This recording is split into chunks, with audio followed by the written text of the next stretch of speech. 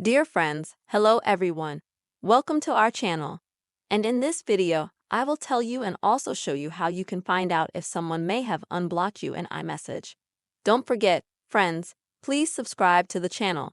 Be sure to write your comments and give your likes to this video. So, let us get started with you. Please open the messages on your iPhone. And as you can find out, someone may have unlocked you if you previously realized that you were blocked.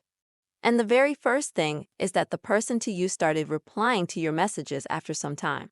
This is a sign that you may have been on a block before, and if the person is now communicating with you regularly, it means they have unblocked you.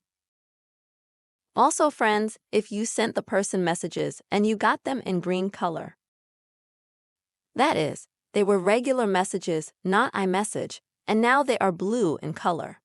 This indicates that you have been unblocked. And now, friends, you have access to that person in iMessage. These are the two methods to know if someone has unblocked you in the iMessage app. Don't forget to please put your likes, write comments, and also, friends, subscribe. Be sure to subscribe to our channel. See you soon.